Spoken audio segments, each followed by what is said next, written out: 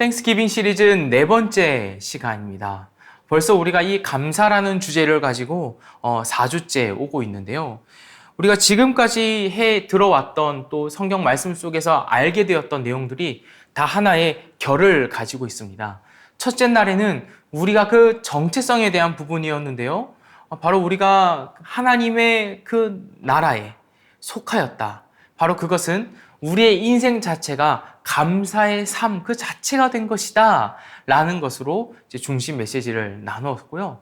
그 이후에는 이제 2주간에 걸쳐서 그 감사의 삶의 형태가 무엇으로 나타나느냐, 신자에게는 크게 두 가지로 나타나는데 바로 하나는 회개, 바로 돌이킴이다. 하나님 나라의 뜻과 질서로의 완전한 돌이킴이다 라는 것을 나누었고요.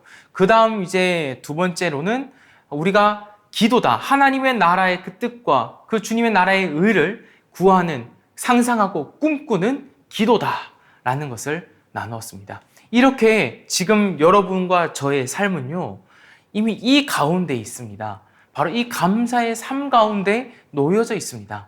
이것을 우리는 누릴 것이냐, 누리지 않을 것이냐, 바로 그것으로만 지금 현재 우리의 삶이 나누어져 있는 것 같이 느껴지는데요. 심지어 그조차도 아니라는 것입니다. 성경은 우리가 누리지 않으려고 해도 어떻게든 하나님은 우리가 이 감사의 삶을 누리도록 인도해 가십니다. 바로 성령 하나님 때문이죠. 성령 하나님께서 저와 여러분의 삶을 하나님의 나라의 그 뜻으로 돌이키게 하시고 또 그것을 바라고 꿈꾸게 하십니다. 그것이 참 놀라운 하나님의 은혜입니다. 이것이 바로 저와 여러분이 살아가고 있는 감사의 삶입니다. 자, 그렇다면 오늘 말씀은요. 자, 이 감사의 삶이 우리에게 어떠한 결과로 이어지는가, 어떠한 열매가 있는가, 어떠한 효과를 가져다 주는가에 대한 부분입니다. 사실 우리가 잘 알고 있는 또 샤이닝처치에서 많이 지금까지 강조해 오고 있었던 것은 이런 우리의 감사의 삶이 우리 이웃에게 어떤 누군가에게 빛이 되어서 그가 우리의 모습을 통하여 하나님께 영광을 올리게 되는 그런 선교적인 모습, 그런 전도의 모습, 그런 것들을 많이 강조해 왔고 또 그게 여전히 우리의 역할이고 또 우리의 책임인데요. 그런 것 말고 이번에는 우리가 많이 간과해 오고 있었던 그 한 부분을 좀 마지막으로 이 감사 시리즈에서 다루려고 합니다. 바로 우리의 이 감사의 삶이 우리 개인에게 있어서 무엇을 가져다 주는가 하는 점입니다. 바로 우리 개인은 상대적으로 이 부분이 많이 강조되지 않는데 바로 내 믿음의 확신을 더 견고하게 만들어준다라는 겁니다. 다시 우리의 이 감사의 삶이 우리가 살아가는 모든 순간순간들마다 나타난 이 감사의 삶이 우리의 그 개인의 믿음을 더 견고하게 만들어준다. 더 확신하게 해준다라는 것. 그것이 바로 이 감사의 효과입니다. 말의 감사가 아닙니다. 다시 한번 강조합니다. 우리의 인생 자체가 하나님께 드려지는 그 감사의 삶이 되었다. 회개와 기도로 나타나는 그 감사의 삶이 그리고 선한 행실이 우리의 믿음을 더욱더 확신하게 해준다라는 겁니다. 사실 우리가 예전에도 이런 얘기를 많이 했죠. 누군가에게 하나님을 전하는 도구가 된다. 우리가 불의의 도구가 아니라 의의 도구가 되어서 복음 전도의 메시지가 되고 누구를 위한 하나님의 편지가 되고 그리고 하나님은 우리를 빛이라고 하셨고 그 빛을 우리가 비추이는 그런 삶의 형태를 선한 행실을 살게 되었다라는 얘기를 여러 번 나눠왔습니다. 너무너무 중요합니다. 이 부분이 한국교회에 결여되어 있어서 우리가 많은 이들에게 원치 않게 혹은 고의적으로 혹은 무시하고 상처를 주고 누군가를 실족하게 하는 그 심각한 죄까지 범하는 그런 교회의 모습을 우리는 때때로 많이 보아왔거든요. 그러나 이번만큼은 이제 남을 많이, 타인을, 이웃을 많이 생각을 하고 강조를 해왔으니 이번만큼은 우리 개인에 대한, 바로 여러분 각 개인의 믿음에 대한 부분입니다. 우리의 믿음이 더욱더 견고해지더라라는 것. 우리의 믿음을 더욱더 확신할 수 있게 되더라라는 그 내용을 나누고자 합니다. 사실 우리가 이 감사의 삶을 산다라는 것은 우리 눈에 보이는 것이고 또 때로 다양하게 나오는 사람들마다 각 기준에 따라서 다양하게 나타나는 그 선한 행실이기 때문에 그 자체로 나 자신이 확신하게 되는 요소입니다. 그래서 우리는 이렇게 생각을 할 때도 있습니다. 내가 내 선한 행실로 내 믿음을 증언하고 확신하는 것이 정말 가능할까? 왜냐하면 내가 한 거잖아. 내가 한 걸로 내가 이 믿음을 확신해도 될까? 좀 찝찝한데? 좀 뭔가 이상한데? 이런 생각이 들 수 있어요. 우리가 생각보다 이런 의식을 갖고 있습니다. 내가 한 걸로 내가 확신을 해도 되냐? 정답은 네, 됩니다입니다. 그런데 여기에 오류가 하나 있습니다. 내가 한 것이 아니라는 점입니다. 우리가 한 그 선한 행동, 우리가 사라지게 된 그 감사의 삶, 누구로 인하여 된 것입니까? 하나님께서 보내신 성령 하나님으로 인하여서 우리가 살게 된 삶이라고 했잖아요. 마찬가지입니다. 우리가 이 살게 된 거, 우리가 갖게 된 이 선한 마음과 생각, 모든 것 다 성령께서 주신 마음이고요. 성령께서 인도하신 삶입니다. 때문에 내가 한 것 같지만, 여러분이 하신 것 같지만 우리가 한 것이 아닙니다. 우리 안에 계신 각자의 그 마음에 계신 중심에 계신 성령 하나님께서 하신 것이죠. 이것은 신비이고요.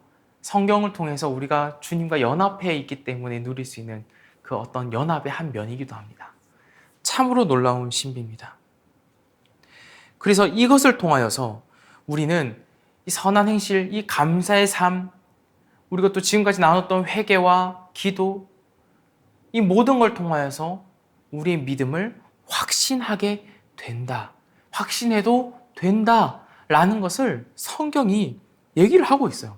그게 바로 오늘 본문 말씀입니다. 오늘 본문 말씀은요, 우리가 이미 받은 것을 굳게 확신하라라고 말하고 있어요. 제가 다시 한번 읽어볼게요. 그러므로 형제자매 여러분, 더욱더 힘써서 여러분이 부르심을 받은 것과 택하심을 받은 것을 굳게 하십시오. 자, 여기까지. 우리가 부르심을 받고 택하심을 받은 것은 하나님이 우리에게 하신 거잖아요. 근데 그것을 굳게 하라고 합니다. 더욱더 확신하라고 합니다. 이걸 해야 우리가 넘어지지 않는다라고 말합니다. 지금까지 혹 내가 내 스스로가 아니라 하나님이 나를 넘어지지 않게 해주시고 하나님이 나에게 뭔가 확신을 주시고 이런 줄로만 알았다면 물론 그것도 너무나도 맞는 생각인데요. 구체적으로 그걸 한꺼풀 딱 벗겨내보면요. 그 안에는 우리의 힘씀이 있다라는 겁니다. 이것은요. 우리에게 부담을 지어주는 게 아니라요. 우리가 더 많이 실제적으로 누릴 수 있게 하시는 하나님의 은혜입니다. 이 우리가 힘쓴다, 우리가 더욱더 힘쓰고 굳게 한다 라고 하였을 때 이 힘씀은 막 대단하고 화려하고 막 엄청나게 큰 일을 그런 거를 말하는 게 아닙니다. 지금까지 우리가 감사 시리즈를 통해서 들어왔던 그 모든 것입니다. 여러분의 그 모든 상황 속에서 여러분이 해왔던 하나님에 대한 그 의지함, 하나님에 대한 기도, 회개, 그리고 어떻게든 그냥 당연하게 나왔던 그런 선한 행실과 그 갈망과 마음들, 그냥 의식 없이 했던 그 모든 선한 행실들, 그런 것까지 다 포함되는 것입니다. 이어서 오늘 본문 11절은 이렇게 말하고 있어요. 또한 여러분은 우리의 주님이시며 구주이신 예수 그리스도의 영원한 나라에 들어갈 자격을 충분히 갖출 것입니다. 심지어 이런 우리의 힘씀이, 이 힘씀은 선한 행실에 대한 힘씀이거든요. 우리가 알고 있는 그 선한 윤리적인 모든 요소가 다 들어있는 힘씀이거든요. 근데 이것으로 우리가 영원한 나라에 들어갈 자격을 충분히 갖춘다고 합니다. 나 믿음으로 하나님 나라에 가는 거 아니었어? 나 믿음으로 구원받는 거 아니었어? 맞아요. 그런데 성경은 그 믿음이라는 그 말 안에는 마땅히 그에 어울리는, 그에 걸맞는 우리의 행실도 들어있는 겁니다. 그래서 지금까지 감사의 삶 속에서는 회개가 있었던 겁니다. 그리고 그것을 바라고 소원하는 기도가 있었던 거예요. 그것이 바로 하나님 나라에 들어갈 자격을 갖춘 상태라는 겁니다. 그것을 나 혼자 꽁꽁 숨기고 있는 게 아니라 표현하고 드러내고 나타내고 하나님께 올려드리고 이웃에게 나누고 하는 그런 우리 여러 가지 모습으로 우리는 그 자격을 내가 갖췄다라는 걸 드러낸다라는 겁니다. 이것을 앞선 그 맥락 구절들 속에서 더 확실하게 찾아볼 수 있어요. 우리가 어떻게 확신할 수 있느냐? 어떻게 우리가 하나님 나라에 들어갈 자격을, 어떻게 우리가 내가 주님의 백성인 것을, 내가 부름받고 택함받았다는 것을 어떻게 굳게 할 수 있고 내 믿음을 확신할 수 있느냐? 바로 이런 것으로 할 수 있다라고 말입니다. 바로 베드로후서 1장 5절에서 8절입니다. 읽어볼게요. 그러므로 여러분은 열성을 다하여 여러분의 믿음에 덕을 더하고 덕에 지식을 더하고 지식에 절제를 더하고 절제에 인내를 더하고 인내에 경건을 더하고 경건에 신도 간의 우애를 더하고 신도 간의 우애에 사랑을 더하도록 하십시오.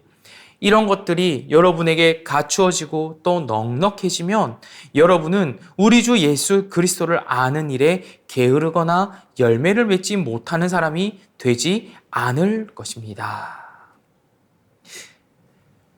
믿음에 그치지 않고 오늘 본문은 이렇게 말합니다. 믿음에 덕을 더합니다. 덕은 누군가를 위하여 끼치는 요소죠. 윤리죠. 선한 행실이죠. 그런데 그것에 또한 그치지 않고 지식이 더해지고요.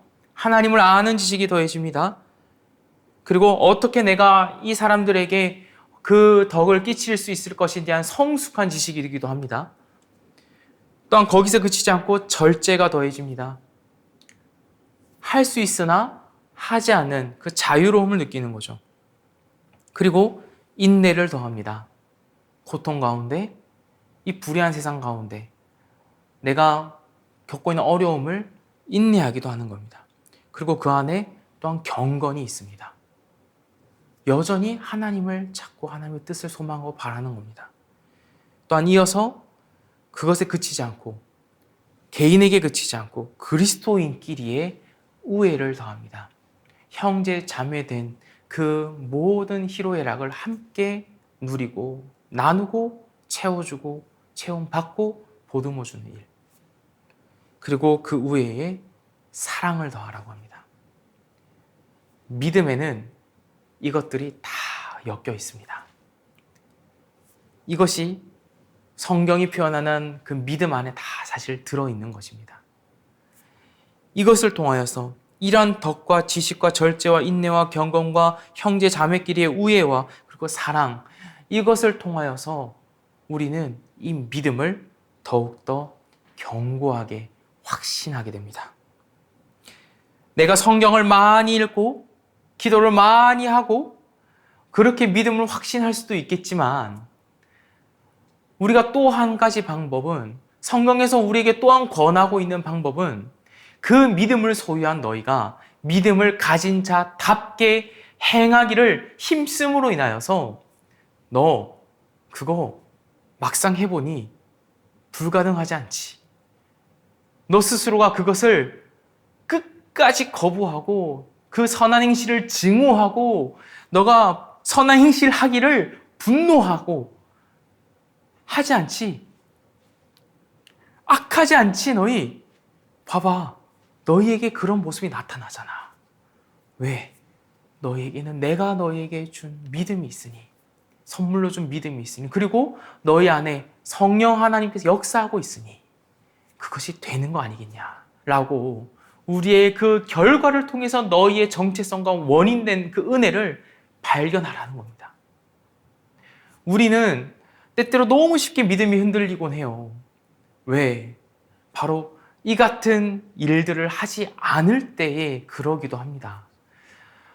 교회가 사실 많은 이제 헌신을 종용하듯이 하고 또 막 강요하고 쉬지 못하게 만들기도 하는 그런 아픔도 있지만 그 요소 속에는요, 사실은 이와 같은 의미도 원래는 살아 있었어야 되는 거거든요.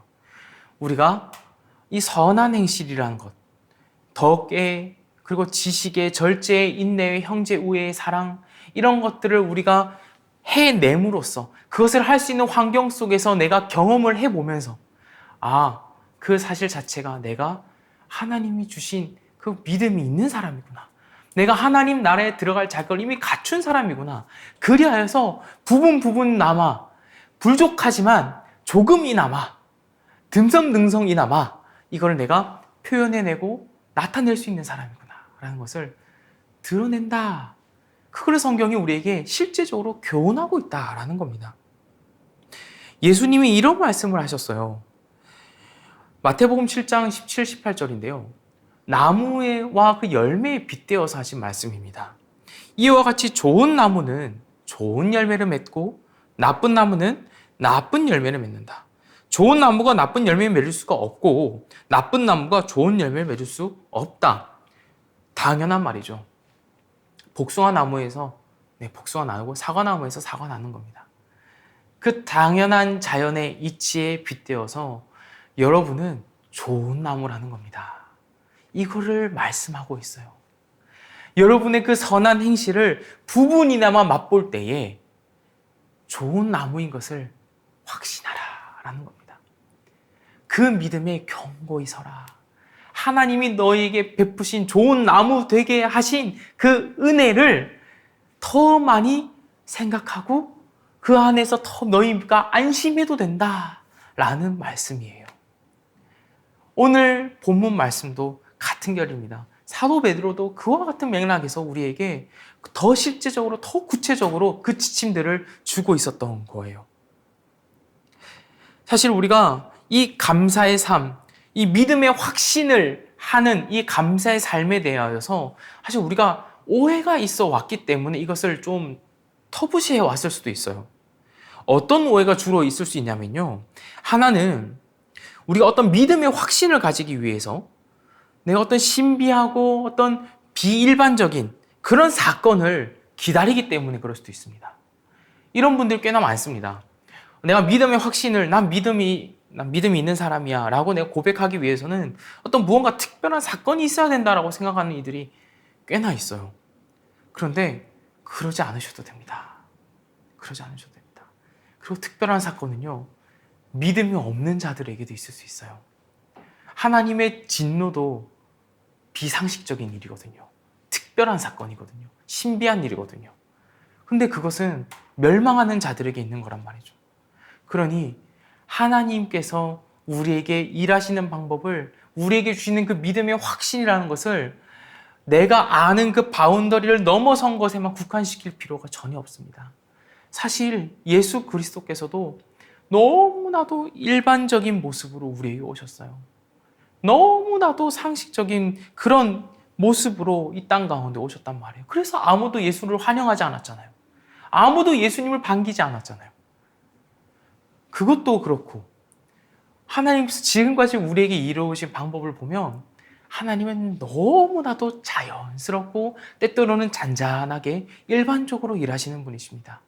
그리고 지금 이미 우리 안에서 그렇게 일하고 계신 분이에요.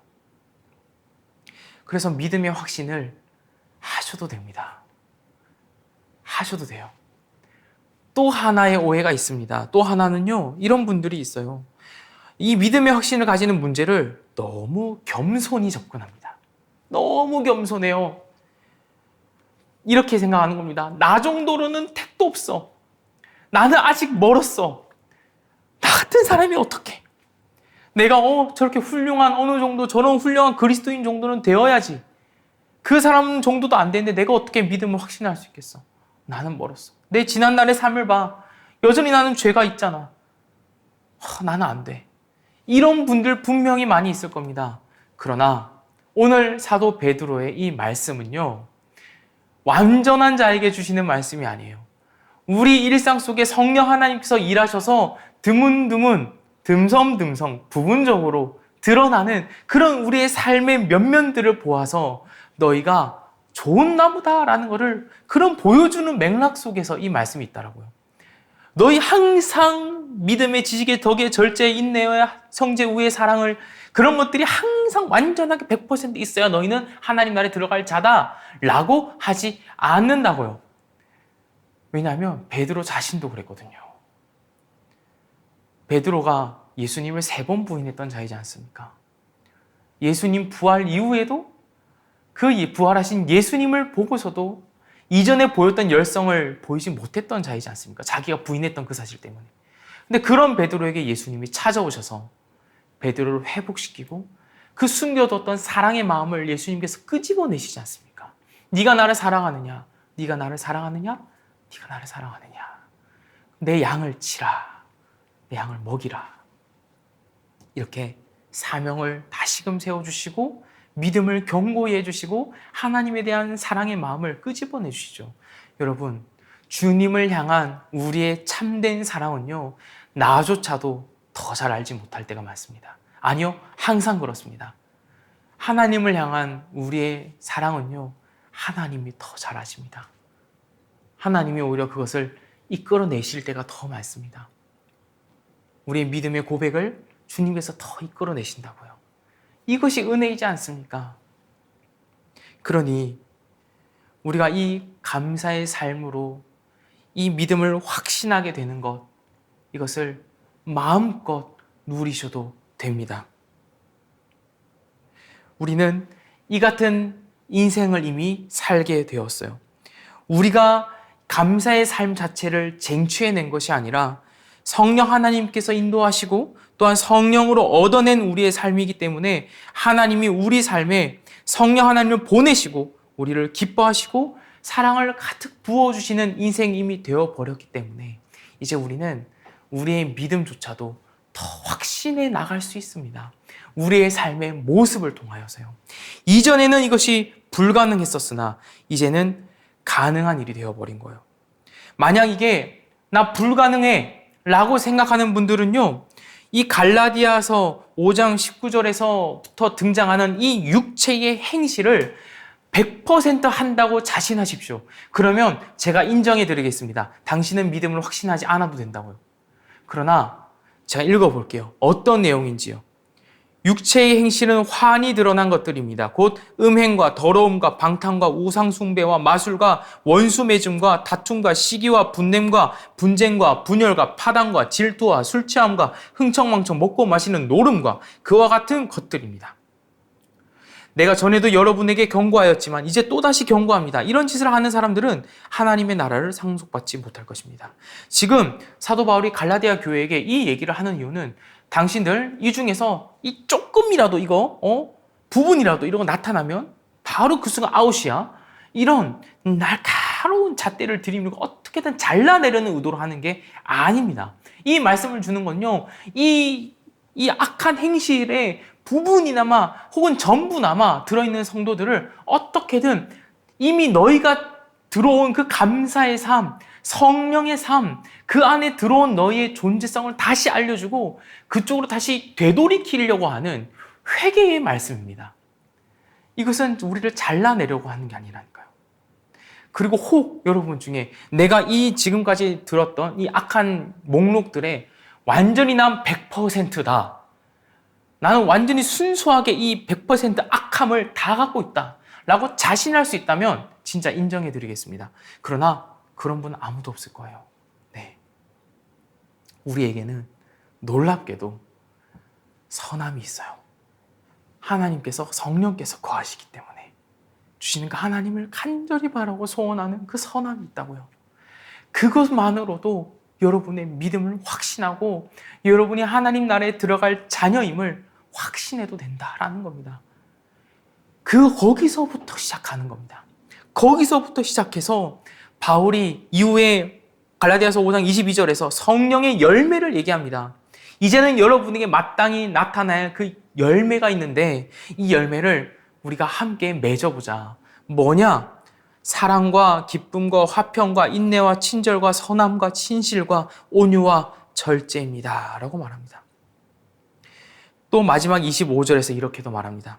우리가 성령으로 삶을 얻었으니 우리는 성령의 인도해 주심을 따라 살아갑시다. 이게 주제입니다. 여러분은 성령으로 삶을 얻은 분들입니다. 감사의 삶이라고요.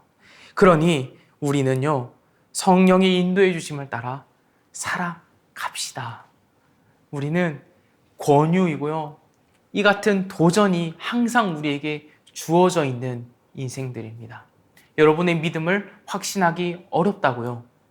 그렇다면 주님께서 우리에게 어떠한 희생을 하셔서 우리를 건지셨는지 다시 한번 생각해 봅시다.